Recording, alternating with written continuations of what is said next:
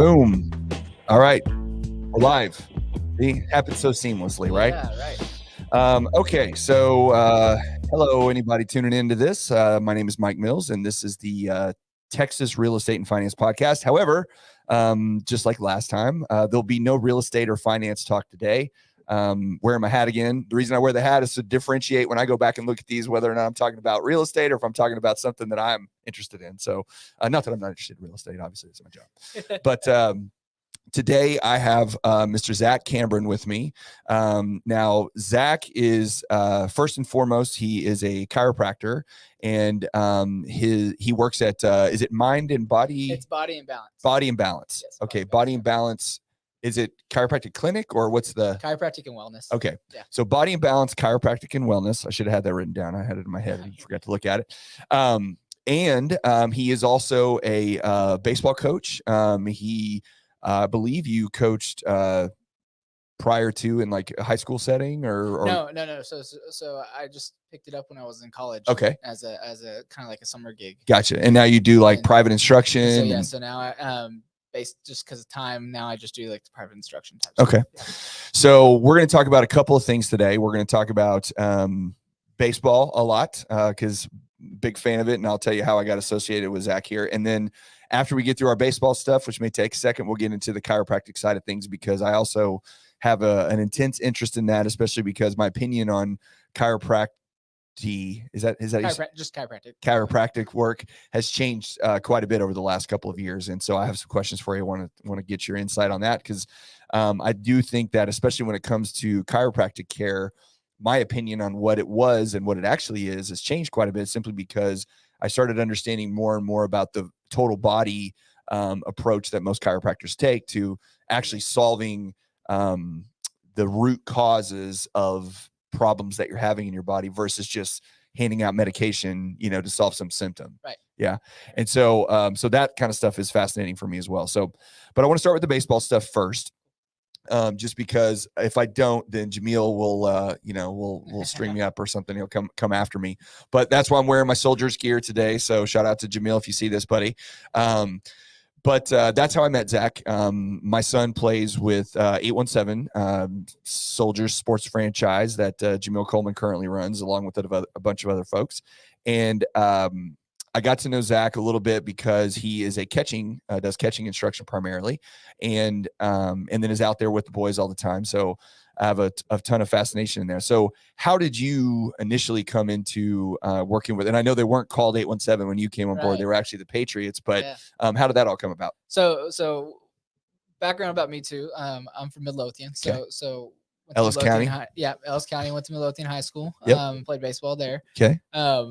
I went to college in Arkansas at Harding University. It's a D2 school, but my freshman year, I think my mom started a new job with the owner of the Tarrant County Patriots. Okay. And he found out I was a baseball player. I got you. So she started working there first. Yeah, she started working there first, and then he saw her pictures of me in my baseball gear, and then saw that he started asking questions. Yeah. Like, hey, would he be interested in coming and help coach? Because at the time, I think it was maybe him and maybe I think he had one other guy that was doing a lot. Was that when Pete was there?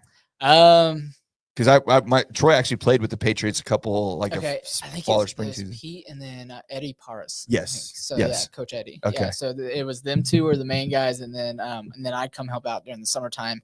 And then got to the point where originally I was just kind of tag teaming, I'd be like the secally coach on the field. Okay. With a lot of the teams. Yeah. And then I think after the first year of me doing it, I actually took over teams, high school teams. Okay. And so they kind of gave me free reign, and I love coaching the high school team because I don't have to do a whole lot, because at that point they kind of know a lot. They're learning. So for me, you're more fine tuning. You're not exactly. Yeah. So my philosophy on that was I'm going to just go let them play. Yeah. I'll give them, if they do something in that inning or something, I'm not going to yell at them during the inning. Yeah. But because I know, hey, I messed up kind of thing. Yeah. You don't have to tell them that they made a mistake. But when they come in, I can definitely say, hey, what about this?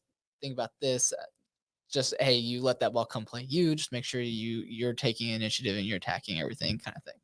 So when you first got into the coaching, are you coaching a team now, or are you just doing instruction? I just do instruction. Because you have a job now. Yeah. Being a chiropractor, I work quite a bit, so it's hard to find that extra time to on the weekends at least. So the instruction side of stuff, are you, if you had your druthers, like, I know you enjoy the instruction because you do it, but are you kind of like, man, I wish I could coach too? And I know time wise it isn't, or do you just like, hey, I really just prefer instruction? I really like the instruction aspect of it because I like getting in there and kind of fine tuning it. Yeah. It would be fun to coach a team again, right?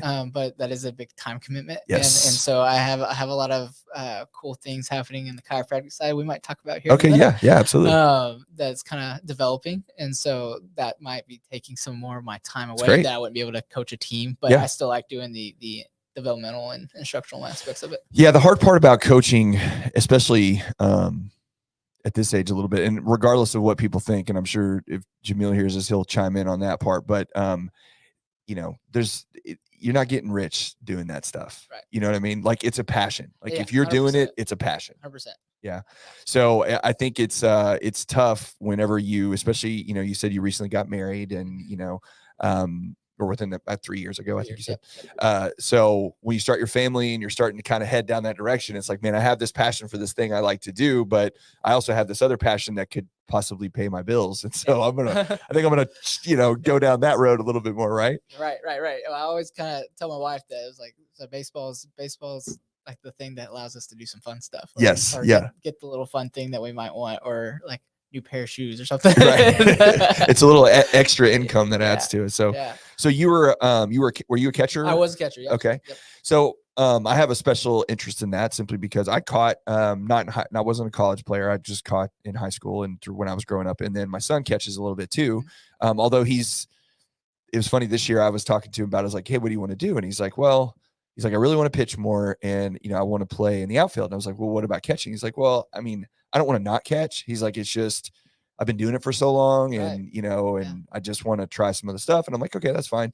But, whenever I talk to coaches in the past, my personal opinion when it comes to anything with youth baseball in general is that hitting is a primary concern, because if you can, and this is the joke I tell my son or whatever, but it's like, if you show up to freshman tryouts in high school and you go up to the plate and you hit 10 bombs, okay, over the fence, and then you go out to the field and you play right field and you drop 4 or 5 fly balls, okay, they're still going to find a place to put you in the lineup. Right. You'll be the EH. Yes, exactly. Right. Yeah. So we try to focus a lot on that, but from a catcher's point of view and a coach's point of view, when parents start to concern themselves with what position their kid plays on the field, how important is that? Does it matter? B, as they're progressing, is it better, to specialize in a particular position? Is it better to learn all the way around? At what age should they start specializing? All that kind of stuff. So the big thing I would tell a lot of parents is they should play wherever. Okay. Growing up, all my coaches were told, like, if we were asked what position to play, is say, where do you want me to play? Right. That's always that's the answer. Yeah, 100%. Okay. Even if you get to go to college. Gotcha. Yeah, it's where do you want me to play? Right. I can learn it. Right. Because if you have that willingness, then they'll find you. Whereas if you say I'm a shortstop and they're like, well, we already got a shortstop, so exactly. I don't know what to tell you. So they'll go move on to the next kid. Yeah. Kind of thing. So especially in the younger, like middle school age, I would say play everywhere. Okay. Play as many positions you can play. Use many reps in every spot. Exactly. So I mean, obviously, say kids all have different body types, stuff like that. Some are a little more athletic than others at younger ages, and so I'm saying obviously the more athletics tend to get put in center field, shortstop, second base, kind of thing. But say that doesn't mean that Bob's son that plays third base because he's a little bigger at 6th grade age or whatever, that he won't be a shortstop growing up. When he's 16 or 17. Exactly. So yeah, he's at third base. But if he takes reps at shortstop or works on getting that extra range, and say whenever he hits his growth spurt, he might be 6'2" and be 180 pounds and be able to get, and then at least has some fundamentals in that spot. Exactly. Yeah. And so I always tell kids, especially at least just work in the infield and outfield. Yeah. I have one catcher in particular that I worked with when I was with Tarrant County, and I was worried about him. He couldn't field a ground ball. He was crazy scared. We put him in the outfield. He had 3 balls hit him in the head. Oh man. 5 ball. Yeah. And so we're just like, his dad's like, he wants to try out catching. And I was like, okay, let's do it. Yeah. I was like, he hasn't tried it before. Yeah. And we put him behind the plate. My first lesson, I was like, I looked at his dad. I literally threw like 10 balls at him. I was like, we got it. Yeah, I was like, this is it. Yes. And now I think I'm forgetting how old he is now, but he's played varsity all 4 years at I think Alvarado. Oh wow. Yeah. So as a catcher or catcher. okay. As a catcher. That's all he did. Yeah. You know, Yeah. so he's So do you think now the reason when I first, because I coached for a little, I mean, not like you guys, but I just coached kids when they were younger. Part of the reason I put my son behind the plate was because I tell him he's a spaz. Like his attention span is like this thin, and if as a 7-year-old, if I'd stuck him out in left field, I would have lost him most of the time because there's very little interest. And so I put him behind the plate strictly because I understood it, obviously, so because I played it, but also it just keeps him engaged in the game the whole time. And then also my opinion was that he learned a lot about the game because you see the whole field all the time from behind the plate versus otherwise. So do you think that, if you have a kid that's starting to play baseball, I understand you're saying, hey, play all the positions that you can play, but would you recommend to a parent to say, hey, look, let them try catching, whether they like it or they don't, just because it has a lot of advantages? Yeah. And I think one thing with 817 that we do really well, or Coach Jamil does, is he kind of pushes them to be catchers. Like he's always trying to find catchers because we have 8 catchers on our 13 exactly, and it's because their legs are going to get tired. Especially when we get into full season, they're playing or practicing 2-3 times a week, and they're playing on the weekends. So bodies are going to be fatigued, tired. Plus, if they're playing another sport, they're doing that during the week too. So I get a lot of he'll just text me. He's like, hey, I'm sending this new guy to you. Yeah. And I love it. Yeah. It does really good because then I can have the other kids who have been working with me actually try to teach them some stuff or talk to them while they're waiting their turn to go. Which is great too, because if you have kids, because I think this is huge, and this is one of the things that that you said and Jamil does great as well, but when you tell a child something and explain something to them and they perform it, maybe they understand it, they do it, whatever the drill is. But then if you can have them explain it to somebody else and have them work through that in their brain on how to break it down, they understand it that much better. 100%. So if it makes sense in their head, then they're able to perform it better. Yes. So same thing with even education. If you're learning something or studying something and you can go tell someone else about what you're learning, that means you know it. Right. And so that's kind of the philosophy within that. And that's usually why whenever I'm working with my individual groups that I'm usually doing 2 or 3 kids. Yeah. Because they need breaks too. And especially because I'm going to make them hold a squat for a while. Right. Yeah. So they're going to wear out. Yeah. But with all that too, catching, you have to be an athlete to be a catcher too, because you're moving left, right. You're in a squat. You have to be able to get out of that. You have to be able to spring on your legs. So oftentimes a lot of our catchers actually play middle infield. So wow. Yeah. So or they'll be a center fielder or something. So there's several of them that are middle infielders. I'm trying to think of one in particular. I mean, I think they all do. Everybody on our group, I think for the most part can play, in the middle infield. So that's one thing I love. I played second base growing up a lot too, and even third base. I was a more short, stocky kind of guy. Yeah. And so catching kind of got sprung on me just because, or when I was playing like rec ball before I got into playing select baseball. Well, it's weird because nobody ever wants to catch. Like if you ask kids, like, do you want to catch? Very rarely is somebody like, because they're all, especially at a younger age, there's that fear of the ball, right? They're like, why would I want to willingly get hit by a baseball? Right. or have someone like potentially hit me with the bat? Yeah. And any child that comes to you and says, hey, I want to play catcher, you're like, what's wrong with you? Like, are you okay? Like, you seem like you might be a little mentally unstable. Are we sure that we're all right here? Like, what's going on? You've been hit a little too much. Yes. Yeah. What is your, something happening at home? You okay? Do you, so let's just stay on the catching thing for a second, because I like to nerd out on a few of these things. But so if you're working with a kid, where do you start as a base fundamental to say, okay, you want to learn how to be a catcher. First, you got to do this, then you got to do this, then you got to do this. And how do you work that progression? So I think a lot of this kind of strings from my college career, and what one of my coaches, or what we worked on quite a bit, is mobility. Okay. And so the first thing I work with any catcher, whether they've been with me for a while or not, and I always kind of start back when we start back up for our springtime, is I work on the same thing. And so the first thing is being able to move your hips side to side, so you can keep your chest center of the ball. Part of that kind of idea is that if you're eyes are moving because your shoulders are moving, Right. then it's making the ball move too much. Okay. But if you're moving through your hips, your head stays more level. Gotcha. And still, so that you can catch the ball a little easier, so you can track it in better, especially once you start getting into the older ages when you have breaking balls and stuff like that. Right. Makes it a little the harder tracking's to catch. extremely important. Exactly. And so so that's the first thing, is working on the mobility and stuff. And then if you notice in the facility, I use these little small, they're little foam golf balls. Yeah. And so that's working on soft hands because they're foam, so they bounce off of their hands pretty easy. But they're having to move and track those little balls. And I kind of got that idea from Robinson Chirinos. Oh, really? I remember when he first started catching for the Rangers, they used to video on him in the dugout. He'd have a little card with colors. And they were talking about him doing it for visual stuff. Oh, wow. And so, and I could be wrong in misinterpreting, but it stuck with me. And that's whenever I started, I was like, okay, well, that makes sense. So now we're having to pick up colors into. I don't go in as far as where I make the kids say the color that they're catching or anything like that, but it's still, they're having to pick up a smaller object and catch the ball. Well, and on that, I noticed when I first started playing with you guys too, that Jamil was real big on, not big on, but he would, for lack of a better word, blame the catcher whenever the pitcher was struggling a little bit on hitting the zone, because he's, if you're not giving him that target, or the target's the wrong word, if you're not receiving the ball in a proper way because you're stretching to reach to it, or you're not moving your hips over in front of the ball, then that tracks the umpire's eyes to say, okay, well, he missed his spot. Whereas just a slight shift in your hips, maybe you get that call versus stretching over your arm and trying to grab 100%. Because then if you move your body too, just like anything, if your center of gravity's behind you, behind your arms and stuff, you're able to control it more. So if you're reaching for the ball to try to catch it, then it becomes a long lever, which then the ball is going to, especially when you get higher velocities, that ball is going to carry your glove out and start moving it. Whereas if you keep your body and chest behind the ball and your shoulders more locked in, then you're able to manipulate the ball and move it around where you want it to. And so with all my instruction, it's mobility, moving, getting that motion down, trying to get it in your head that you need to start moving the hips back and forth. And then we start going with hand-eye coordination, and then it's framing.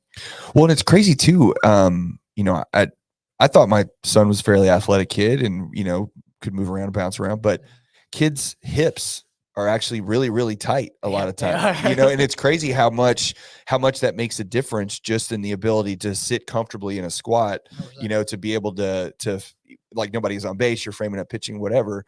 But I was shocked at how many, and I've seen it just because of, what Belinda does with the yoga and all the other things, that a lot of these boys, that are baseball players, it's so important that they have that mobility, but very few of them actually do. Right. And I'm saying, I used to preach yoga before Belinda started helping us out, which she's a godsend. I'm so glad Jamil added her. But that's how I would say, all right, yoga. And I used to, before my sessions, I started spending more time trying to work on things. But before my sessions, I would do a big hip mobility thing. Basically 20, 30 minutes. And so my times have gotten, because of work, my times have gotten a little shorter in the duration of my lessons that I give. So I had to kind of knock that out. But as I always preach yoga, because that was my biggest thing. And we'll get into this in a little bit, but that's kind of how I got into chiropractic. Oh, really? Through the yoga piece? So the yoga piece, because I went to work out. There's a place in Midlothian called Atlet. So I went there when it first kind of started. And my chiropractor, my mentor, was doing movement screenings. So he was just doing simple things to test how much mobility we had. Wow. And I was a catcher and couldn't do a squat with keeping my heels on the ground. And so he was like, "That's a problem." And then if I were more prepared, I could have showed a picture of me my freshman year in high school and just show my squat. And you're just up on your toes the whole time. Cringe. Well, no, I wasn't on my toes, but I was basically, my knees were out like 1.5 feet from my body. Really? And I was like sitting on my heels with my feet like out like this, if y'all can see it on the screen. Wow. So it looked awkward. And I don't understand how I was good at catching with that kind of stance, but I made it work. But so what is your opinion, since you played in college, and I know you played Division II, but either way, it's still, you're still playing and you're going through the grind of all that. So parents right now that are, and I'll give you my opinion on it just so you can frame it in a way. But so like when I talk to my kids about sports in general, when we talk about baseball, football, basketball, whatever, we tend to play, my son plays everything. My daughter's a volleyball player, played a lot of stuff when she was younger. But my whole thing about any athletic endeavor when it comes to team sports is that the benefit of playing team sports is that you get certain, characteristics that you develop as a person that carry you through all other points of life. So for example, you know, you learn how to lose. Like, I think that's a big deal. When you learn how to lose and you learn how to, you know, understand that sometimes you lose because you didn't prepare, and sometimes you lose because maybe you got cheated for real. Maybe that happened, but either way, you still lost. There's nothing you can do about it. So how are you going to figure out how to get over that and move on? Right. Yeah. Also, you have to interact with people. You have to deal with people that on your team that aren't like you or different than you or whatever. And so you have to be able to have interpersonal skills to be able to communicate with them, to understand that.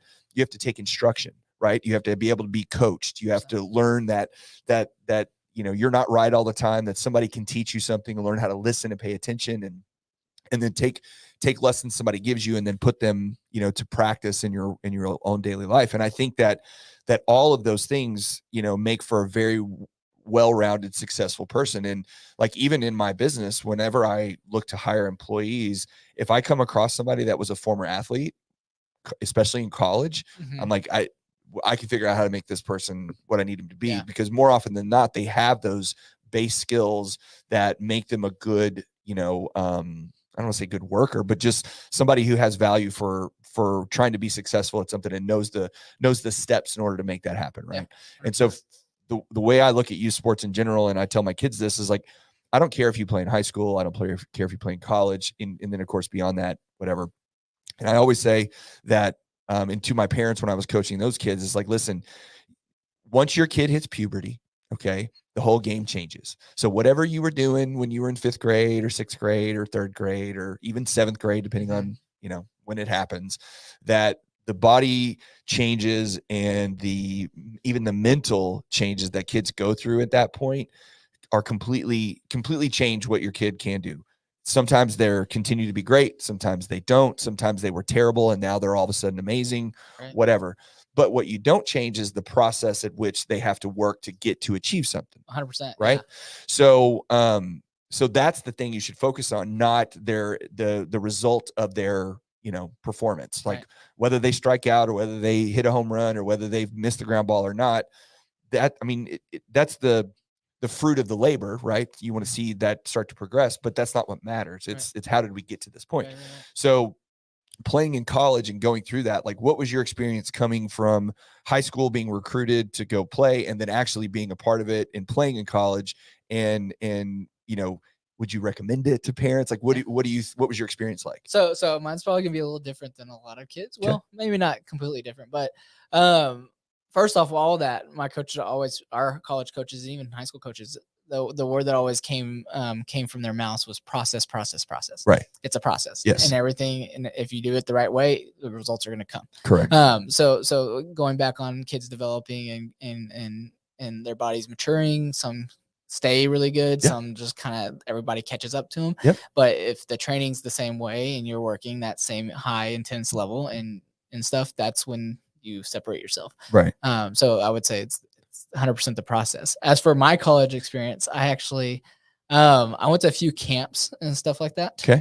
Like just, recruiting. Yeah. Like the college would have like their showcase camp or something like that. Yep. But that didn't actually do anything for me. Well, it may have done a little bit, but I had a teammate on my summer team that what's a Church of Christ. He went to a Church of Christ private school here in Fort Worth. I forget what it's called. I think it's Fort Worth Christian. Okay. But anyways, he had a private tryout with Harding. They called him. He's a pitcher, and I was on my summer team, and I had literally actually just drove to Arkansas Tech, which is in Harding's conference, for one of their showcase camps. Okay. And my dad and I happened to drive by Harding because it was an hour off out of the way. So we went and stopped by, looked at it, and I was like, I like this school. Okay. And so first tip is go somewhere where you want to get educated. Okay. That's the 100%. That's more important than baseball. Because how many people actually make it to the big leagues or get drafted? Yes. It's very small. So education is the most important. That goes across the board, whether you're a middle school kid or high school kid or college kid. Right. And this is kind of, again, where my story is a little different. So back to the kid, he had his private tryout. Well, he's like, hey, my catcher on my summer team's interested in you guys and was coming to y'all's camp in like a month. And so they're like, well, bring him with you if he wants to come. So I went and I caught him the whole time. And then they watched me hit a little bit and they were like, well, come on to the camp. Oh, wow. So I still came to the camp. At the time, they had already had an offer to another catcher. Well, by the time the camp came around, the catcher had Turned his mind. changed his mind. And they watched me the whole camp. They were sitting there talking to me. We were hanging out, and I had a scholarship offer. Oh, wow. After the camp. Yeah, that's awesome. They called me like the day after it. And Okay. was like, hey, we want you to come play for us. And so so you need to get a lot of exposure. You need to get in front of as many people as possible. And so, yeah, getting as much people as possible, taking advantage of the showcase camps. A lot of those showcase camps, unfortunately, they're going to look for the kids that have those kind of the measurables. So how tall are you? How fast are you? Right. They're going to look at the guys that are Velocity. Super tall. They're going to look at velo. Velo's big, and everything. Yeah. And so because they feel like they can teach you other things. Right. They can't teach you how to be 6'2". They can't teach you how to run a 4'2". They can't teach your physicality, right, and maturity, body maturity, and stuff like that. And so I think with the showcase camps, and this is where I was saying that I don't know if they did anything for me just because I'm 5'8" and was 160 pounds. Well, but you learn how to operate within that. Right. And I got to, so I got to kind of understand, there's other people here. There's a little more competition. High school, I was the only catcher. We had 2 catchers whenever I was a freshman that tried out, or we had a few more than that, but 2 that were actually like decent. And like, I was head over heels better than him and knew the coaches and stuff like that. Cause I went to all the school's camps growing up. And so, and then I think whenever my sophomore year, there's 2 kids ahead of me. So I was on JV, and then they were on varsity because we didn't have any seniors that were catchers. And so then the next year, they were on varsity too, and I played JV again because I needed playing time. Plus I had an injury. So I actually was looking at making varsity as a sophomore, and then had an elbow injury. Thought I was going to have Tommy John. Luckily did not. Okay, that's good, but my velo was way down from there. Because your arm was hurt. Yeah. And then as you mentioned earlier, it's about hitting. And so my sophomore year, because I knew I had that opportunity, I was putting so much pressure on me because I knew I was as good as the other catchers defensively. Yeah. And it was my hitting that was the kind of questionable thing. And I was hitting 200 on JV my sophomore year. Yeah. Yeah. No. Yeah. The face you made is exactly what it was. So my coach kept saying, hey, because the 2 other catchers didn't throw a runner out till playoffs. And so I was throwing runners left out. Right. But they're like, but you got to hit the ball. But you got to hit ball. Yeah. We can't have a big, huge hole in the lineup. Because if you're hitting 200 against JV pitching, you're a varsity. What do you think you're going to face? Yes. And so that's where I kind of woke up. And then I had my injury, and then my junior year, they didn't really pay attention to it too much because I was still recovering from that injury because it happened just before the season. And I hit 500 or close to 500 on JV myself. Okay, great. So did you work on it that summer? I did. I went back to one of my old hitting coaches. His name is John Davis. I think he's still in the area doing stuff, but I went hit with him, and he unlocked me, and I was stellar, and I wish I would have stayed with him in college because he understood me, understood my body. He was probably one of my favorite coaches in understanding different body types. And you saw fall off like in college because you felt like and it wasn't necessarily because I stopped working with him. I think it was different ideas, different philosophies. So then when I got to college, so this is the other caveat. There's a lot of turnover in college too. Yes. And so like because everybody's looking for a better deal or just couldn't make it. The coach that signed me actually he got fired. Yeah. And so our head coach and the assistant that came in, they actually weren't there whenever I was there. So it just happened that when they had the showcase, our head coach's father passed away, so he was gone for that. And then the coach that actually saw me wasn't there. And so I came in basically as an unknown. They're like, who are you? Yeah. And so my freshman year, I think I hit like 320 or something during the fall, and they redshirted me. Okay. And this is where, if you get redshirted as an athlete, is know what is expected of you, but know what you probably need to do extra on the side. Right. And so there's a reason you're redshirted. Right. And so like, again, my mobility wasn't the greatest, which is what got me into chiropractic. And I had worked hard to get it there. Well, my freshman year of college, that redshirted, I went from 170 my freshman year to leaving that freshman year at 198 pounds, all muscle. All so muscle. 28 pounds of muscle. Okay. And I got back the next year. I couldn't move. Because you were too tight. I was too tight. Everything was so stiff because it was all just tight, and I wasn't doing any mobility or anything in between any of the workouts. Which is a catcher is huge. Yeah. Right. And so that's, I literally probably lost 2-3 feet to my right and left trying to block baseballs. Wow. Yeah, it was bad. And so that hurt me quite a bit. Hitting again, I think redshirting, actually just taking that year off, I lost a lot of timing. So I played summer ball that summer, but I just never felt really right at the plate after that. And I felt like my hands weren't as quick. And that was one thing my coaches always said, man, you have really quick hands. And I just felt like I couldn't get to a ball anymore. Gotcha. And so that's where it kind of started falling off from there. I got into athletic training. So I was in our athletic training program at school. So I studied sports medicine. And I started working with all of our other sports teams. And so scheduling with all that got a little fringy. So I didn't have the extra time to spend to put in the work.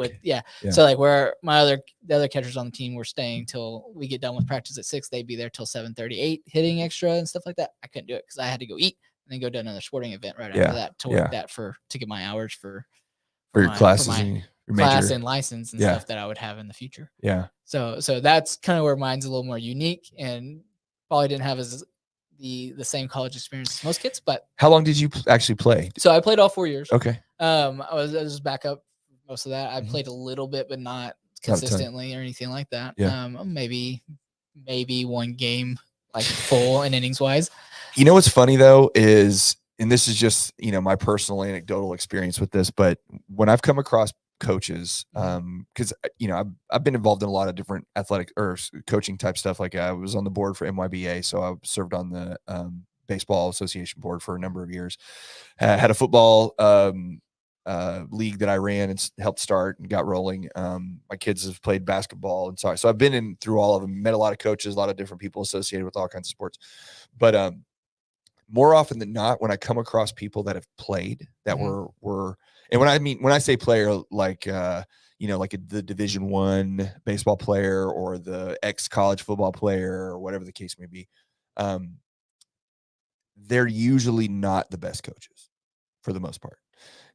Always exceptions, but for the most part, they're not. And the reason being is there's a couple of things I think, but part of it is once you've played for a while and you're coming out, maybe you didn't make professional, get to the next level or whatever the case may be. At some point, you're kind of trading on your name and your history, right? If you want to continue in the baseball world, well, I was a pitcher at LSU and I went to this school and, pitched in the College World Series. And everybody's like, oh yeah, great. Come work for us. We want you to be a coach because they want to put, on their billboard that the ex-LSU guys here coaching, blah, blah, blah. Right. But then when you actually experience them working with your kids and doing things with other people's kids, again, not everybody, but you start to see this. They don't really have the ability, what we talked about a minute ago, of taking the information that they understand and then relaying that information to a child. Right. And that is a detriment because they could physically perform the activities and do the stuff themselves and they did it at a high level, but that doesn't mean that they're able to teach it to somebody else. Right. And more often than not, what I found was the guys that had some experience and, because you can't, except for Jamil, I guess, you can't coach baseball if you haven't played it, right? To some extent. To some extent, yeah. He played.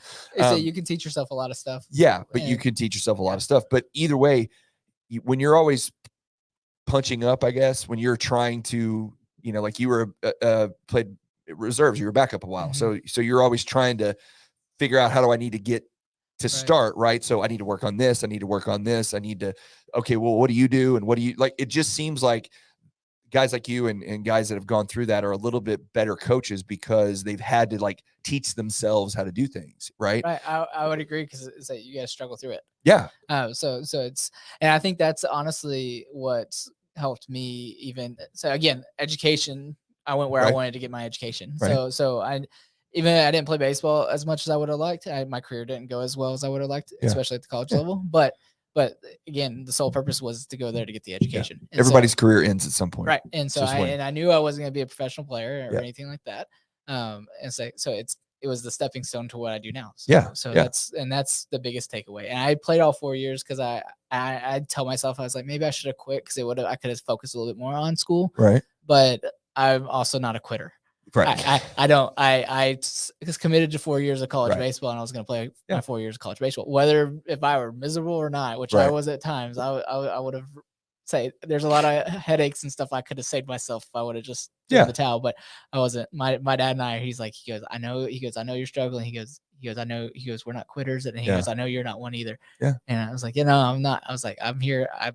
Part of it was the guys. I was like, even if I teammates. was a reserve player, Yeah. is like they counted on me to help them get better, whether Right. it's bullpens or hey, maybe we need to work on this little thing, or hey, I'm noticing you're doing this stuff. Right. It's the thing of being there to help them too. It was part of it. But all that stuff is what made you a great coach too. Right. you Right. know? And that's the, again, struggling through it, being Yeah. able to understand other people and Well, it's very difficult I think it's really difficult to see when you're doing something and you're in the middle of it, good, bad, or whatever.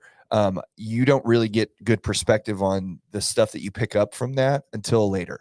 Right. yeah. So like, I'm sure if you were to look back, hindsight 2020, I don't think that you would go back in the future and tell your current baseball self then to quit. No. Right. 100%. Yeah. 100%. That's what always looking back, I would have done this differently. Or looking back, I always say if someone came up to me and asked, what would you do differently?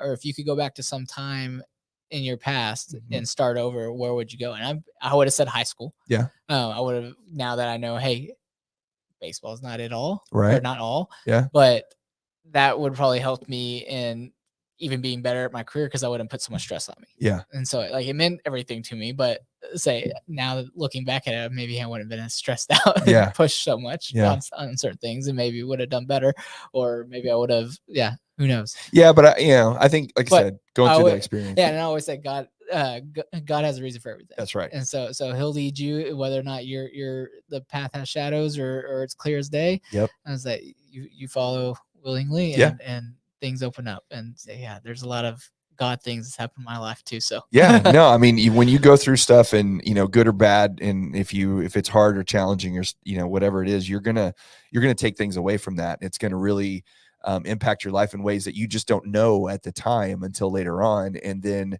I always tell people, it's like, look, when you say, can I go back and change something, it's like, well, you could, but if you're not happy with who you are today, then maybe you would want to change things. But if you're happy with yourself and you like who you've become, then why would you want to change anything? You know, 100%. Yeah. Because everything you went through had some sort of benefit or, whatever that you picked up today from. That's right. Yeah. So say baseball career wise, that's what I would do. But I'm grateful for the road I've been on. Yeah.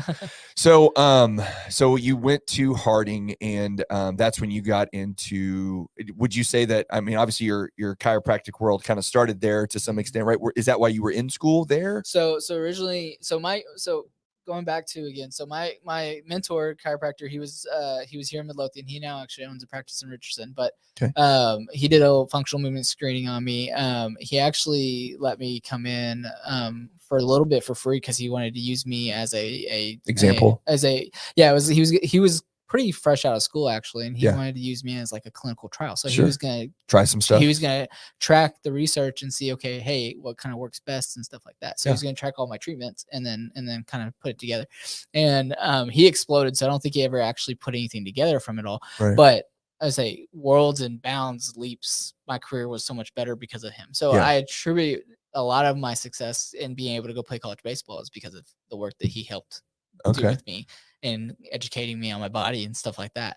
And so that's kind of where I got into that realm, because originally I was like, I think I might want to be an engineer. And because I enjoy figuring out how things work and stuff like that. Yeah. Again, chiropractic and healthcare. That's right. You gotta figure stuff out. But that's kind of what spurred that fire within me to go into the healthcare realm. And so athletic training was kind of the stepping stone. Okay. And that's, I 100%, I was up front with the professors and faculty that helped guide me and mold me while I was at Harding. And I told them, I was like, my plans to go to either PT school or chiropractic school. Okay. I was like, I want to go further than just athletic training.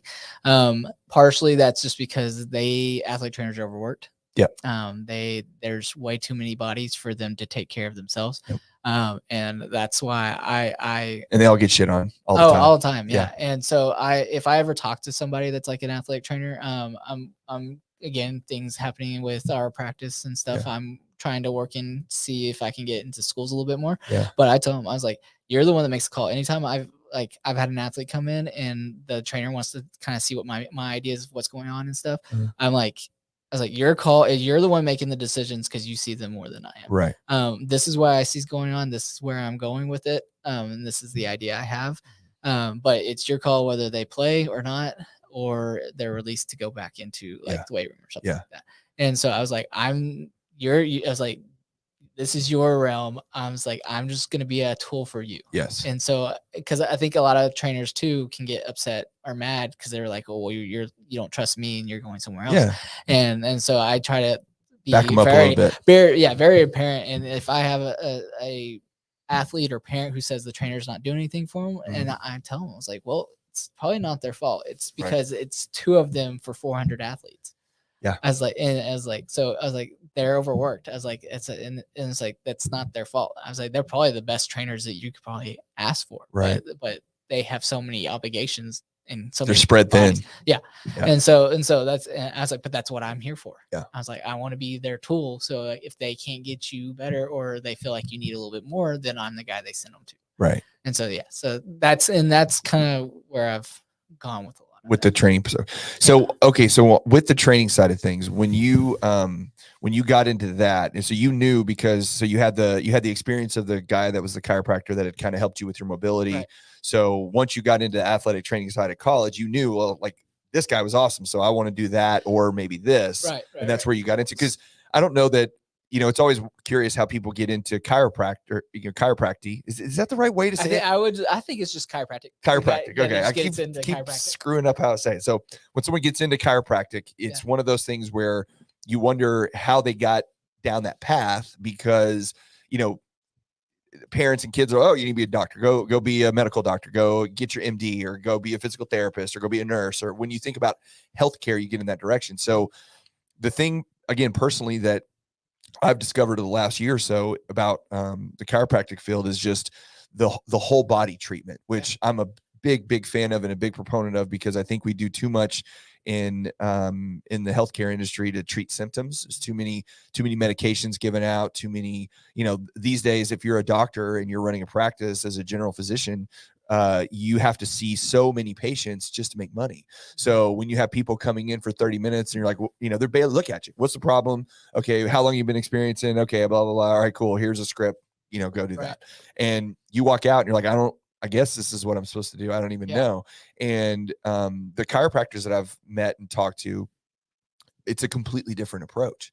And I think that over the years it had gotten, because this is just my personal experience, it had gotten a bad rap, because if you didn't understand it and you didn't really know what was happening, then it doesn't seem, it almost seems like voodoo, right? It's like, well, what do you mean you're going to twist me and turn and you're going to do this? It's like, well, yeah, that's part of it, but there's so many other facets to it. Right. So what would you, just to give your, synopsis of, generally speaking, like, as a chiropractor, what kind of services do you offer? What is the benefit of those? Just kind of dive into that a little bit. Yeah. So back to athletic training, it's very similar to physical therapy. Physical therapy is just a little bit more deeper into like the rehab aspects of it. Right. And so with that, my philosophy is very much kind of a mixture of chiropractic and physical therapy. Okay. And so with all of my patients, I try to get a little closer. Oh, yeah, sorry. I try to tell my patients, I'm going to treat you as an athlete, whether you see yourself as one, or whether you are one. Right. And so whenever they come in, I'm assessing them as when they walk back. Yeah. Oftentimes I'll be walking straight ahead of them, and then I'll kind of swing around and watch their last little bit of their walk into my room. Right. And so, and then when I'm asking them a bunch of questions, half the time I'm just looking at their posture to see how they're sitting, if one shoulder's rocked forward or something like that. And so, a lot of my philosophy with chiropractic is, one, where are you not moving?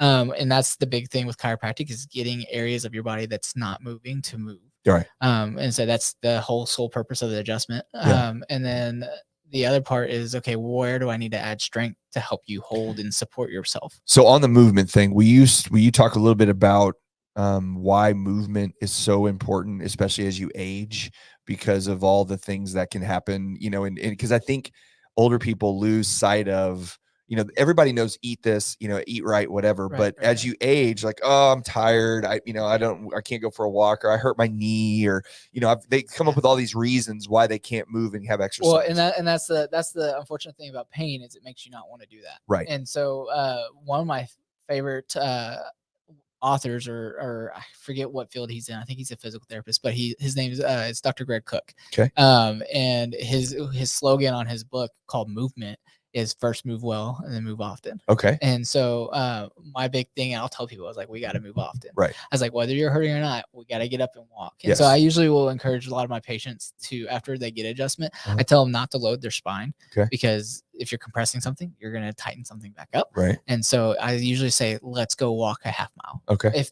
they don't walk very much, then I Right. say, okay, well, let's do like a quarter of a mile, Right. and then maybe go do another quarter of a mile later in the day. Right. And try to break it up. But I was like, we gotta be up and moving, because if you go home and just sit down, when you're sitting, it's what's called a closed pack position. So Okay. so everything's gonna be closed and tight because you're not moving. And so if you're up and moving, everything's gonna actually be open and be in that better state of movement. And so so that's kind of where that all comes from. So Right. so going, say you can look at say grandma, she breaks her hip. If you get over the age of, I think it's like 65, 70, if someone breaks their femur in their hip, It's a real problem. It's a real problem. Yeah. And so even if you get, I think it's more so if you're in your 80s, Yeah. and you break a hip, Yeah. like the Your ability to survival, heal like, is very one, yes, say as you get older, your body's ability to heal from things is a lot slower. Right. But because you have to be immobile Right. for so long, it's actually there's scientific research that says that you're at an increase of actually dying because you broke your hip. Wow. Because you're not moving. Well, it's crazy how the mobility side of things, it's like, we say, well, youth is for the young or whatever, but it actually, the older you get, it's like, it's more important and that you move more frequently. 100%. Like I experience it as, I'm 44, I'm not that old, but if I go, like over the holidays, if I go a couple of weeks without really getting after it and working out and doing the stuff that I normally would do, I start to feel it, like, and it's like my back hurts and my knees hurt. And, I'm like, but then the moment that I go work out again and, back on the yoga thing, my wife and I we do hot yoga. Nice. And that is like, you want to talk about getting your ass kicked. I used to do it all the time. Dude, yeah, it is intense. And anybody was like, oh, yoga. I'm like, no. You don't understand. Like, go do a 90-minute Bikram hot yoga class and then come talk to me after that, because it's a nightmare. But as much pain and suffering as I go through doing those classes, if I don't do them, if I go like 3 or 4 weeks without doing one at all, then I feel like crap, because I'm just not, it's like lubrication for your joints and your back and everything, 100%. Yeah. And so, that's the biggest thing that I will probably see in a lot of our patients is it's a lot of them are going to be desk workers. Yep. Or you're overworkers. Sitting here and or you're overworkers like construction, or somebody that's got a very physical job. And the physical is just because you're constantly loading your spine, you're picking up things, stuff like that, where probably not the right way, doing it wrong. Right. And so it's not that they're necessarily not moving, it's just that their spine's under a lot of load. Yeah. And so say you load something enough, it's eventually going to break down. Just like your car needs tune-ups and stuff like that. And especially because it's like repetitive stuff when you're doing the same thing in the same, it's not like you're working your whole body necessarily. Right. You're not doing your legs and arms back, but you're just bending over, picking up. Right. Or hanging, lifting up, or hanging sheetrock, whatever. Yep. And then your desk worker, it's usually because they're not moving. Yeah. And so services that I provide in the office is the most important thing is the adjustment. I say that's going to get the highest amount of movement within the joint itself. Right. It's because of the way the chiropractic works. It's called a high velocity low amplitude adjustment. Okay. It's the speed of it. It actually will help stretch the muscles. And it works within the when you say the speed of it, what do you mean? So it's a high velocity, so it's a very quick. Oh yes, yeah, I see. So a lot of I see those on social media all the time. You'll see them. You'll see them. So it's like, quick and it looks very scary. Yeah. I try to stay away from TikTok and stuff because I don't agree with a lot of those. Right. You're like, oh man, a little too intense. Probably doing that a little wrong. Yeah. Well, it's just a little too intense and something. I'll try to be a little more safe. Yeah. But that's the speed of it actually tricks. You have a receptor called your muscle spindle, and it senses stretch. And so if your body stretches too much, so quickly, it's like a stress result kind of thing. So the receptor its sole job is to prevent the muscle from being overstretched to where it tears. Right. And so that muscle spindle will actually tighten up if you're not moving. Right. And it'll get used to that shortened phase, and so it'll stay tight. And so if you with the adjustment, it actually will stretch it out quick, but since it's so fast that it actually kind of tricks that receptor. So then the body says it'll stretch, and before it can react, it's like, well, that was interesting. And then it'll be like, oh, that's okay. I can move that far. Okay. And so it actually will. So it's like helps it remember that it's capable of doing that. Basically. And so then it gets it a little looser and a little looser. Sometimes people don't respond that quickly. So sometimes I can't do that kind of adjustment on the first visit. Again, safeties first. Right. So based off my exam, I'll say, okay, well, we're going to start with this because it's more gentle, because you're either one, hurting a lot, or you don't have that mobility. So we're going to try to induce that mobility. Okay. And so another thing that I use to help get mobility too is I do what's called myofascial release. And that's kind of the overarching broad term for it. There's a lot of different techniques that you can go out in there and learn and stuff. There's a technique called Graston scraping. So I just take a little tool and just scrape through the muscle. So that actually gets the muscle loosened up too. It's kind of like foam rolling. Okay. Just a little bit more intense. Yeah. A little more. It's not a nice painful. gentle foam. It's a little, I've put some bruises on some people a few times. I always apologize for it. Yeah, it's curious. The one that comes like, I want to do that thing again. You're like, wait a minute, bro. Why are you here? Yeah, they're like, I love it. Why do you get like getting punished? What's going on? Our other doctors make fun of me because we actually just added a new doctor into our office that does it too. But they would make fun of me because they talk about sending a patient to me, and I just have an evil little grin on my face because I know it hurts. I was like, and so it's kind of my guilty pleasure as a treatment. Yeah. And so that's kind of so I do that, but then I also I wish I had more time to do it, or at least someone else in the office that could do it, is more rehab. Right. And so that's kind of the vision. That's the stuff that's kind like of physical rehab. Yeah. So like having either an athletic trainer or a physical therapist or occupational therapist in like our office space, which we're blessed where we're at. We have Texas CryoWorks that shares the building with us. That they have a lot of other passive modalities with the cryo chamber. They have a laser that helps with healing and stuff like that. They have a lot of things that are good for arthritis and stuff.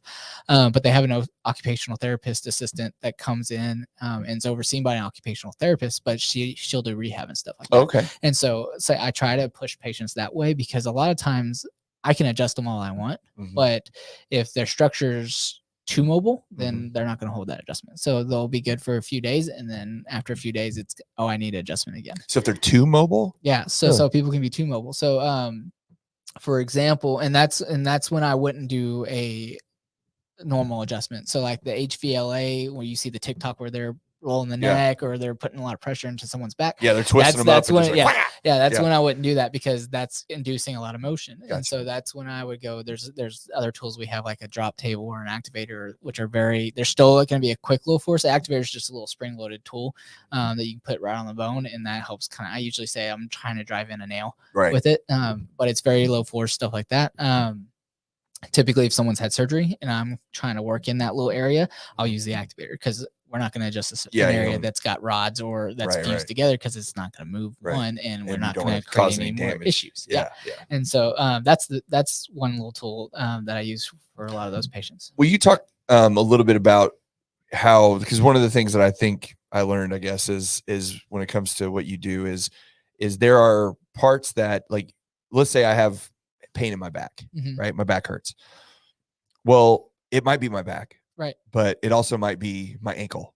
Right. And it's weird. People don't understand. They're like, well, wait a minute, but my back hurts. I'm like, I know your back hurts, but your back's a symptom of what the problem is. And I think if you came and sat in our office and watched me for a day, you would hear me say that a million times. Yeah. Because your body is 100% a chain.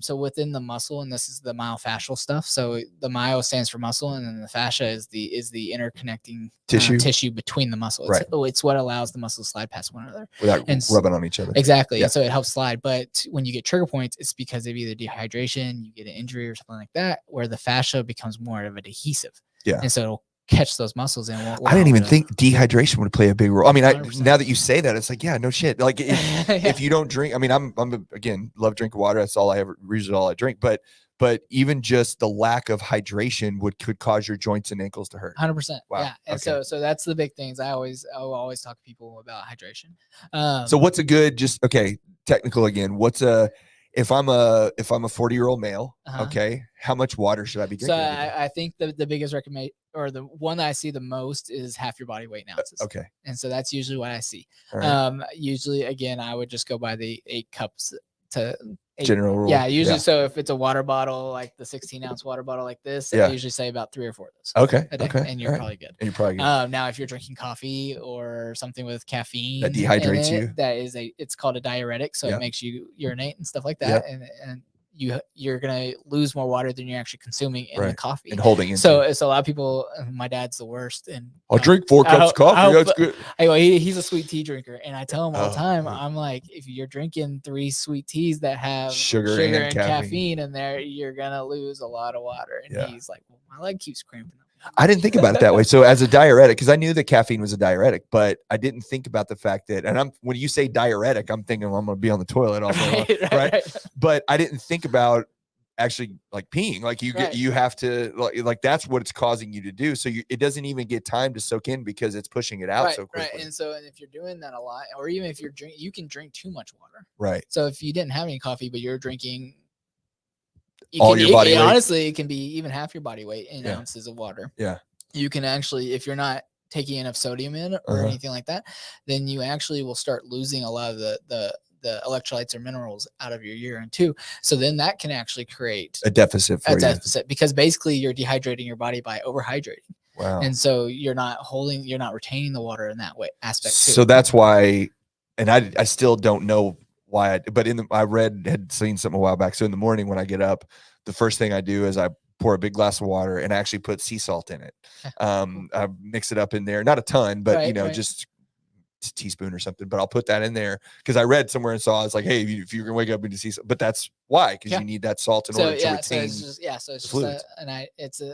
to help retain the fluid. So I have a lot of people like, well, I drink plenty of water. I was like, well, try this. Yeah. And usually they come back and say, man, I feel like that's really been the trick. Do you think those hydration things that are set to the rage now, do you think those are good or bad? Like there's Noon, and then the one that's the most popular is dang it, thinking the name. It comes in a little pouch, you pour it in. It's just I don't know. I don't typically do a lot of mixes or anything like that, so I don't pay attention. There's no sugar in it. It's just a hydration thing. I know I know if I drink so sometimes I'll get sleepy. We have Spark at the office. Yeah. And so I'll take that because it's got natural B12 to help kind of give you some energy and stuff. But I noticed that makes me have to go to the bathroom a lot more. Yes. And so, and I've also noticed is if you're doing, what my dad does, he does like the little, again, packets, but it's like Splenda packets and stuff like that. Okay. But I notice if I do that, it doesn't have caffeine in it, but it typically is making me go to the bathroom more. So I don't know if I just drink it faster or something like that. Liquid IV, that's what it's called. Liquid IV. So that would be good if you're very dehydrated. Okay. So but other than that,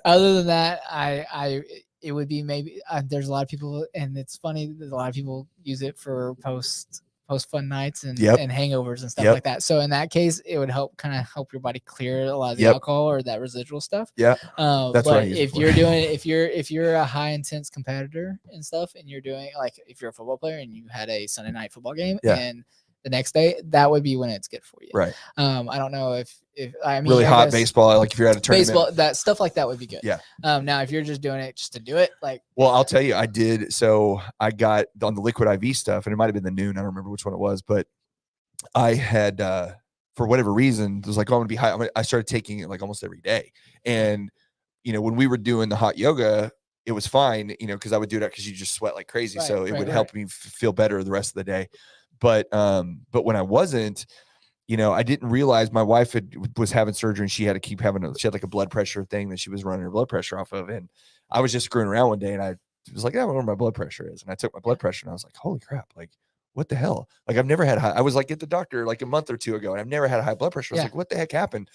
And then I realized I was taking those hydration things all day long. And because of their sodium content and everything that was in there, it was causing my blood pressure to go up. Well, even just that increase in fluid too, that would actually increase your blood volume and stuff. So that would increase your blood pressure too. Total sense. Yeah. So, there's a lot to do with hydration is important. Hydration is very important. Water and just a little, don't get too fancy, right? Right. Yeah. So making sure you're keeping a good balance of it. That's the key. So, okay. So when you guys you're doing physical therapy in there. Now I did want you to say, okay, so we were kind of got off on the second with the water, but on the my back hurts, why is my ankle the problem? Right. So with that, so again, myofascial, the muscle and the fascia work together. So you actually have what are called fascial planes or fascial chains. Okay. And so the biggest one, and this is one that we work on quite a bit because we're always working on your back, is what's called your posterior chain. Okay. And so it actually starts here at your forehead, runs all the way down your back, and then runs to the bottom part of your feet. Okay. And so that is actually one continuous chain all the way through. And if you can imagine all the muscles that are affected on that, then you have, get this in a lot of overhead athletes too. It's your lateral chain or your lateral sling. And it's actually kind of follows the pattern of your lat. And so your lat starts here in the front of your shoulder and then fans down under your armpit and fans out across the side of your back. Right. And so that is how it can connect. And that's actually, I talk to, if I ever do hitting lessons, which I don't do very many because hitting was not my forte. I usually stick with what I'm good at, catching. And so I'll talk to them about having to keep their elbow into their side because it keeps their lat engaged. And that's actually how you translate power from your back and your hips into your arms. And so then it translates into the back. So you keep it in here versus this stuff. Right. That we were So if you watch a lot of major league hitters, they'll do all their nonsense before they're hit. Right. But then if you look at their contact point, they're all going to be very, very relatively same in their contact point. And the bat's going to be almost locked into the edge of the shoulder. Wow. Okay. And so that's, again, they're getting their lat and everything engaged. Right. And so that everything can translate, because the lat actually, it runs and stops right at the hips. Okay. And so, but again, there's fascial planes that can connect it. So if your hip gets off, something in your shoulder could be off. Right. There's also very common conditions, and a lot of people have them. It's called upper and lower cross syndrome. Okay. And so it's typically if you make an X on your body. So if you're going through my shoulders and you make an X, typically upper cross syndrome is going to be a tightness. You're too tight in your pecs, which rolls you forward. You're too weak in your upper back. So your rhomboids and everything that's in between your shoulders. And then you get weak here in the front, and then you get overly tight in the back of your neck. So then you get this. And that's why when you work out, you want to be able, you got to work all the muscles, because otherwise if you overwork the chest or you overwork this part, it's going to offset. Right. And I couldn't tell you how many people I tell, hey, stop working on your chest. Right. And they're like, but that's what everybody sees. But that's I'm trying to be jacked, bro. Like, but no one cares. Right. Nobody's looking at you, man. And that's what I'm not going to sugarcoat anything. Yeah. So let's say that's a lot of the thing. And there's even like if you have a bad breathing pattern. So I've been talking about, I just actually took a seminar on the shoulder for my continuing education. And one thing they talked about was breathing. And so if you're breathing through your chest and stuff, that actually requires some of the muscles that connect to your shoulders. And so if you're stressed, or if you're just high respiration, so working out and stuff like that, and you're breathing through your chest, you're using a lot of the neck muscles and then the muscles around your shoulders, and so that could even create shoulder pain. Wow. And so it's, if you can get the breathing pattern down and actually have them work using their diaphragm, which Belinda was talking about the other day with the yoga session. I went and helped out with her on Tuesday night this week, and she was talking about using your belly to breathe, and so that's how huge just being able to use your diaphragm will be in taking a lot of pressure off your chest and shoulders. Yeah. There's a book I read. Have you ever heard of, it's called Breathe, and it's by James Nestor. I think I've seen it, but I haven't read it. So it's awesome. And I loved it because I'm a mouth breather, and I have been my whole life. Oh, I hate it. Yeah. It's just how I exist. Like, that's part of the reason I like having the screen here, because I remind myself every once in a while, like, close your mouth, Bo. But in the book, he talks about nose breathing and how important it is, because like it's changed, just like your mandible and your chin, and how much us chewing, like, because food is softer, and used to, back in the old days where you're chewing on, everything isn't soft and easily digestible. It's a lot harder, but that breathing is so important, because it impacts everything else, especially when you breathe through your nose. There's a certain level of filtering that occurs that doesn't happen when you breathe through your mouth. And I think you tend to breathe more, like you said, from your stomach than you do just, that in and out, that quick stuff that you do when you're working out. Right. And so yeah, if you can get to that where you are doing that quick breath in your belly, that'll typically take a lot of that pressure off your chest. So you're not again using those muscles. Right. And so I get a lot of people who I always tell people too that our world's constantly, it's fast paced, and that creates stress, whether you know it or not. You're driving down the street, you're constantly having to look around and be aware. And this is the other cool thing about chiropractic too, that I talk about with patients, is you have two parts of your nervous system. And one's your sympathetic nervous system, which is your fight or flight mode. And then the other is your parasympathetic nervous system, which is your rest and digest. And I can, without boring you with the you will never bore me. Never bore me. Or getting into it too deep. Basically, world around us is driving that sympathetic nervous system. Yeah. And well, when you're driving, you're in fight or flight. People don't realize that when Right. you're in your car, you're in this metal box driving down the road, you may feel relaxed and at ease, right, but your brain is going, oh crap, what's going on? And so it's stuff like that that's constantly triggering you, or Yeah. keeping you in that state that your body doesn't ever relax. So Right. even if you're sleeping, it's a lot of people have insomnia where they can't they can't fall asleep, or they wake up and they can't stay asleep. Yeah. And so, or their mind's constantly racing. And it's because that's so high and elevated that they can't get into that rest. Well, and back to your move point, that's why exercise is so incredibly important, 100%, because you have to wear yourself out. Exactly. Like you got to do hard shit. So you're exhausted by the end of the day to some extent, because all of the stress that you've built up all day long, if you can just shove it out because you go run for 5 miles, or you get on you let go of it and forget it. That's right. Yeah. Yeah. Or you take it out in your workout. Yes. Yeah. And so there's research too that shows that the parasympathetic levels actually get driven up by an adjustment, because it does create a sense of ease in the body. Yeah. And there's endorphins and stuff like that get released with an adjustment, which give you a sense of well-being and stuff like that. Do you experience like people coming into your practice and starting at a certain point that because of what you guys, because again, comparing it to going to the general practitioner that you're going to go visit because you hurt your knee or whatever, the orthopedist or whatever, that they're going to give you a pain med, they're going to tell you, stay off of it. I think at least it appears from my experience, because I said my wife had gone through a couple surgeries, at least they're starting to get better in the world of, hey, after you have something happen, you need to actually work on, like, keep motion. Don't rest and, sit, because it just makes it worse. But do you guys see that when you bring a patient in and you're working with them, that their overall health starts to improve? Because you started with an issue, but because you've given them you got to move, you got to hydrate, you got to do all these other things, that person, all of a sudden you look up 2 years later, they're still your patient and they've become a 100% healthier person across the board. 100%. I actually was just telling somebody, I was like, hey, congrats, you've been my patient for 2 years. Yeah. I was like, you're one of my first ones. Yeah. And they've been, I see them, I think originally saw them a couple times a week for a while. Wow. And for probably a few weeks. It's usually how long it takes is a couple of weeks to get people out of pain. Right. But there's that longevity of keeping you out of pain, but also working on the small things that's going to help you maintain and function properly. Yeah. And so I was joking with her. I was like, hey, congrats. And but that's one thing that I often get with patients is man, I've been sleeping a lot better.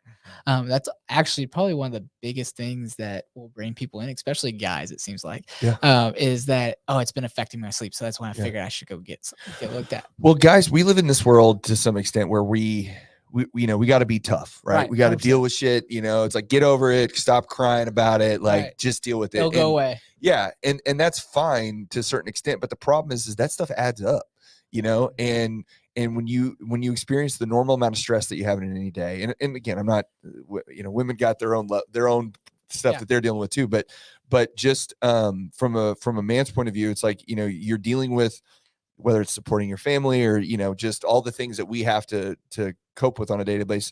And then you're not getting the stress relief of exercise out and pushing that out. Then all of this stuff starts to build up, and it starts to manifest itself in so many different ways that if you don't have somebody that you can go to and they go, hey dude, like, it's okay. Like you can de-stress a little bit. Let me show you how to do it. And you are stressed, whether you believe it or not, this is happening to you. Right. Yeah. I can tell you how many times I have and it's usually, it happens women and men. Women are usually more open to sharing things than guys. They like to share more. And I'll get a guy in there in the first visit, like I'm doing their exam, I'm sitting here trying to figure out what's going on with them, and I get bah humbug. Yeah, I'm fine. And it's like, my wife told me I had to come. Exactly. Yeah. And then I adjust them, and like they get up off the table. I'm like, whoa. And they're like, and I can't get them to stop talking. Yeah. So how'd you do that? Like You're 10 minutes, wizard. 10 minutes later, I'm like, all right, I gotta get to the next person. Yeah. And they're and so the next time they come in, man, I've been feeling great. Like they don't even wait for me to ask them any questions. They just start talking. And so there's that. It's exactly what you said. Guys tend to bottle up, and like they're like, oh, I'm just doing this. But I can tell you more times than not. Do people come to you? I mean, obviously, I would think more people come when something's wrong. Right. But do you guys get many people that come in and just like, hey, I feel good, but I heard this is good stuff, so I'm here. I would say probably 90% of people come in and it's because they're hurting. Yeah. We get a lot of patients to, because we are more of a wellness clinic where I have a good amount of patients that come in once a month and they're like, hey, this is hurting a little bit. I've been good, but I'm just feeling a little tight in this area. Yeah. Can you get me loose and feeling good? So probably 90% are pain-based patients that are coming in with an active complaint. And then we get them out of that, and then they see the benefits, and they keep coming in that once a month kind of thing, because they don't want to get back to that. Yeah. So that maybe they start with pain, but then, you know, let's say you have, I don't know, however many, 100 patients, right? 90 of them started with pain and they came in, but now what, 50 or 60 of them are no more pain, but just coming in regularly? Yeah, probably 40-50% of them are continue to come in. Yeah. And sometimes those patients will fall off because they are feeling so good for so long, and they're like, oh, I've been good. I don't think I need it. Or something with life happens and they had to cancel their appointment or miss it, so they just don't think about it. Does insurance cover it? So insurance is covered. Our practice is cash only. Okay. So we don't deal with anything, but you as a patient, if you do have chiropractic coverage in your insurance plan, then you can actually call them and they'll tell you how you can get reimbursed. For it. So we provide what's called a super bill. It has all the treatments we rendered to you. So then that way your insurance can go in and provide it out. And so like you have to do as a patient, which is actually they're usually more willing to pay you if you're the one doing it than they would be me. Gotcha. But there's a lot of frustration within chiropractic, and I would say probably most professions is that insurance companies kind of dictate what care we can provide. Right. I know one of my biggest things is with trying to get imaging on a patient, because we don't have x-rays in our office. Unfortunately, it's one thing I wish we had. But if I wanted to do a simple x-ray, sometimes based off your insurance, if you're trying to use it, you have to go to your primary care and be referred for it, versus me just doing it when I have the capability and have the knowledge of how to do it and why to do it. And I've already did my exam that proved that we need it, kind of thing. Yeah. So they'll make them go to their primary to get the thing. And it's just because of the type of insurance plan they have. And so that's one thing. Or if I know, hey, you fell and heard a pop in your knee, and I'm probably thinking you tore your ACL or something, and I know that you need an MRI. Right. An X-ray is not going to do it. But the insurance company, I can refer them to it. But if they're trying to use their insurance will say, well, you need an X-ray on it first, but you also have to go to your primary care to be referred for the X-ray. And then based off that, if the X-ray doesn't show anything, then you have to go back to them and they have to refer you back for an MRI. Isn't that crazy how insurance can dictate how your care can? It's very frustrating, and it prolongs the process, and it just creates more pain for people, because then they're just it's just pain, and then they're stressed, and that leads to pain too. It's just a long cascade. So back to the chain thing. Yeah. As even stress can create, and pain can create more stress, which then creates more pain, and it's just everything can boil over. And I usually talk about pain's the last thing you'll notice. And so this is going again on the guys as stuff builds up. Yeah. Pain's the last thing you're going to notice. So you can do something for your whole life, and then 60 years rolls around, and then you bend over to pick up a piece of paper off the ground, and back snaps or whatever. Yeah. And you're in excruciating pain, unable to stand all the way up. Right. I get that a lot too. Yeah. And so it just came out of nowhere. It's like, well, and it's like, where you probably didn't come out of nowhere. Yeah. And I'm just like, well, were you doing anything the day before, that night? And they're like, no, I just woke up with it. And I was like, okay, what do you do for work?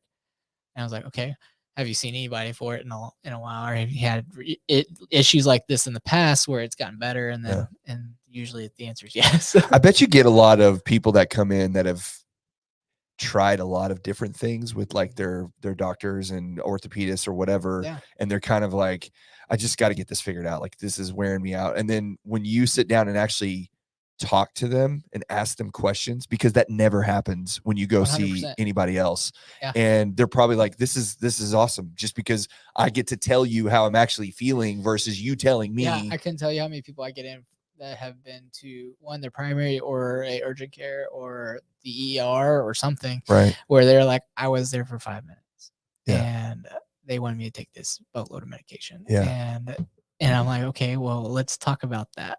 Or not necessarily about that, but well, what's going on? Yeah. And so like our exam is one-on-one with me. Right. And it's a book for an hour. Usually they're a little less, because you figure it out pretty quick. Yeah. And the history of me just asking you and talking to you. You've done it a few times. Me, and that's also some of the complaint with medical doctors that patients, I probably don't understand or just know about, is that when they have their nurse in there taking your history and asking you some of those questions up front, that's just taking some of the time away from the doctor, because offices are overbooked. Yeah. Say the well, they have to. That's the only way they can pay the bills. Right. Yeah. And so because collecting from insurance, like you said, is a nightmare. Yes. Yeah. And so that's the big part of it is the history. And so a lot of those medical doctors, they don't spend as much time because their nurse already did the history for them. Right. And so, and then with them, and then they don't read it, because I've experienced that myself. The nurse is like, what about this? frustrating What too. about this? What about this? And you're like, okay, I tell them everything. And then the doctor comes in and goes, well, what about this? What about, I'm like, I just, like, what was the whole point of her Right. being in here? And so I get that frustration too. I get some patients that are like, well, I answered that on your intake forms. Yeah. Like, why are you asking me again? Yeah. Personally, I just like to ask them again. Yeah. Yeah. because Well, sometimes that's a little, I think that's a little different. right. Well, some people, yeah, 100% different. Because Yeah. again, you're already talking to an the intake individual. form that you're having to fill out. I mean, you know, you didn't, Right. you're not sitting there examining that beforehand. Right. Right. So I say that's a little bit of probably people's frustration, and they don't see that, hey, there's this much time. But again, I would agree, there's a lot of doctors that don't even look at that, and they just come in and ask a bunch of questions. Yep.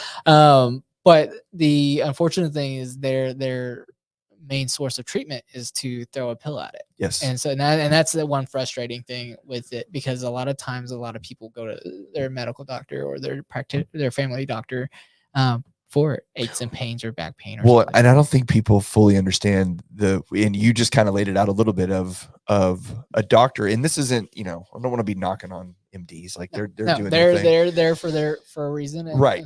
But the way the insurance system is set up, they have to go through so many hoops to get, like you said, an MRI, an X-ray, order all these things out, and then the time that it takes, and then the billing process that they have to go through on all of those different tests that they run. Like even just getting, I tried to go in, I picked out an OD, is that right? Not an MD. Yeah, an OD. Yeah. So because of that very reason, I'm like, look, I was trying to get a blood panel. Like I just want to go get all my levels checked, like just see where I'm at.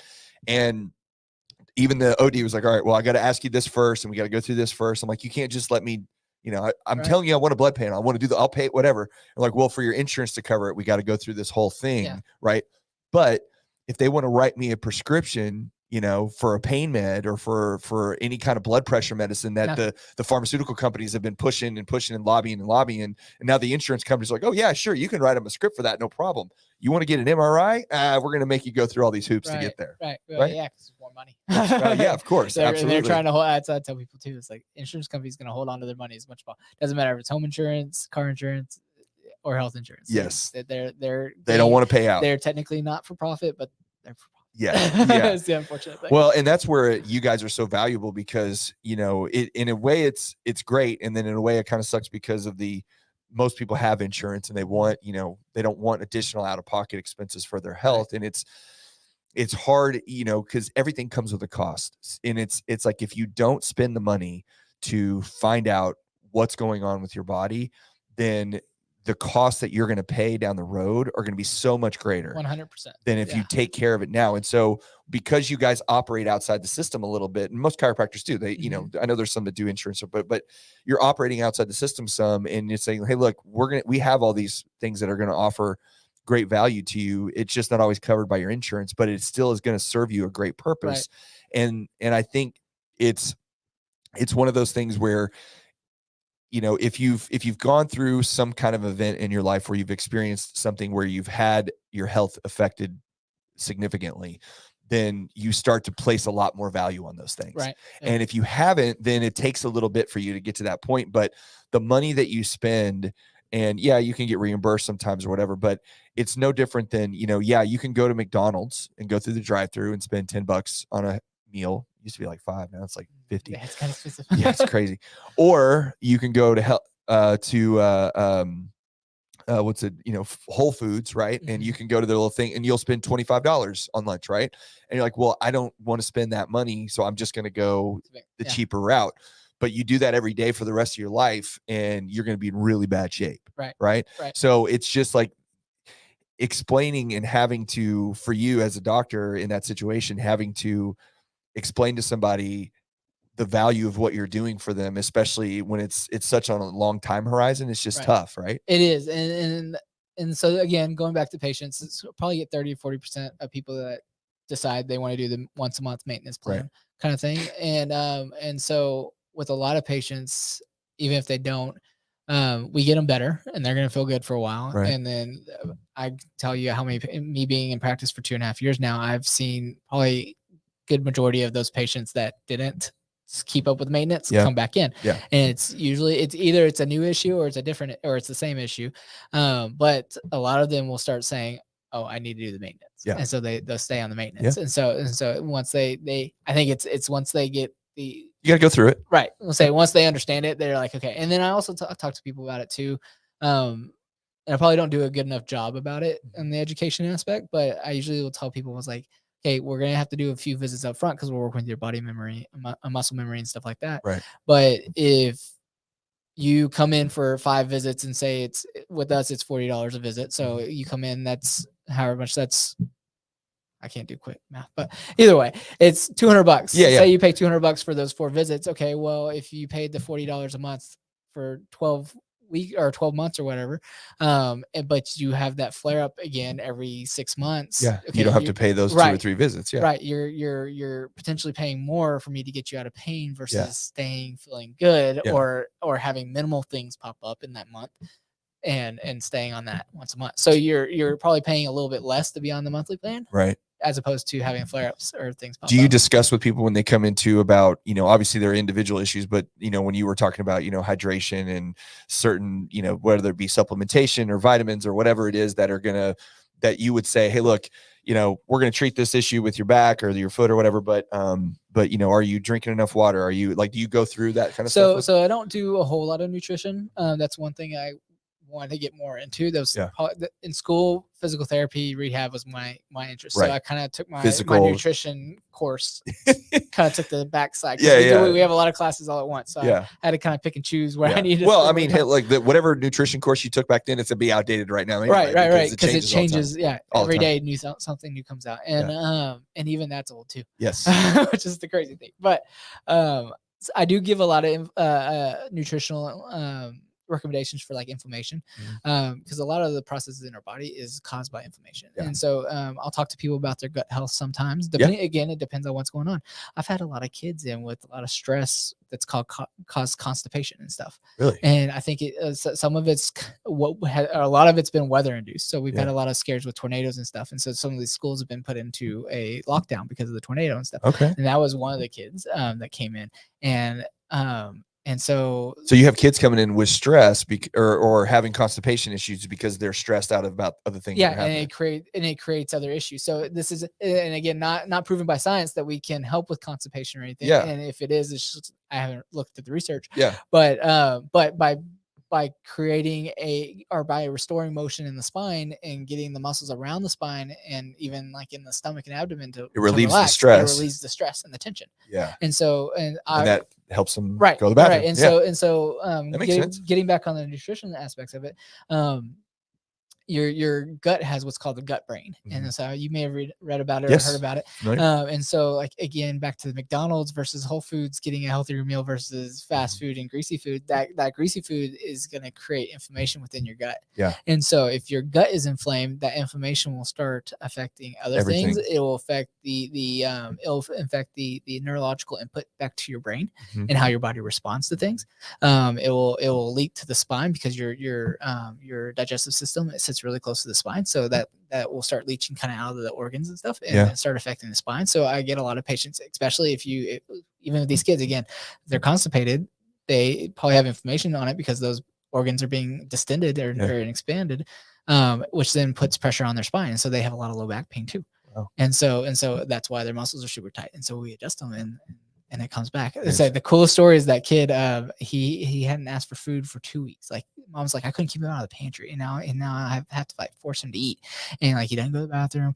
I adjusted him. He literally, like I was working on his sister right after, and he was like, Mom, can we have pizza for dinner tonight? And she broke down crying. Oh, wow. And I get teary every time I talk about it. Awesome. Because it was that immediate, and it doesn't ever happen, or it doesn't always happen that quickly. But but that's amazing. But that's kind of like the not necessarily scientifically proven things that can happen with chiropractic. But some of the things, just by thinking about how the body works together, again, it's a chain. And so just by clearing out what we get taught about what's called interference. So your spine houses the whole entire control panel of your body. It's the nervous system. Yeah. And so and this is another thing I talk about. So if your vertebrae are not moving as well, or you have inflammation or muscle tension or something, the input back into the brain, so the signal that's received by the nerve that transmits it back to the brain, if that message is